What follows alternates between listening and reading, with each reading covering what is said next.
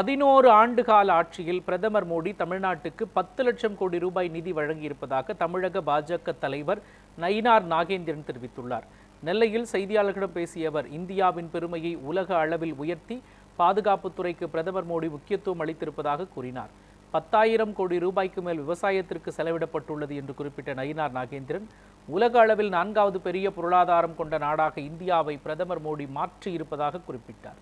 11 ஆண்டுகால பாஜக ஆட்சியில் தமிழகத்திற்கு மட்டும் 10 லட்சம் கோடி ரூபாய் நிதி பாக்கி இல்லாமல் வழங்கப்பட்டுள்ளது என்றும் நயினார் நாகேந்திரன் தெரிவித்தார். விதைகளுக்காக கிட்டத்தட்ட 100 கோடி ரூபாய்க்கு மேலே, அதாவது நம்மளுடைய பாரம்பரிய விதைகளை பாதுகாக்கிறதுக்காண்டி 100 கோடி ரூபாய்க்கு மேலே பண்ணியிருக்காங்க. அது விவசாயம். ஏன்னா நம்ம நாடு விவசாயத்தை நம்பி தான் இருக்குது. அதே போல் பார்த்திங்கன்னா 100 கோடி ரூபாய்க்கு மேலே, 10,000 கோடி ரூபாய்க்கு மேலே விவசாயத்துக்கு மட்டும் செலவு பண்ணியிருக்கிறாங்க. அதில் எல்லா விவசாயிகளுக்கும் இந்தியாவில் எல்லாருக்கும் மாதம் 6,000 ரூபா கொடுக்குற திட்டம் மிகப்பெரிய திட்டமாக இருக்குது.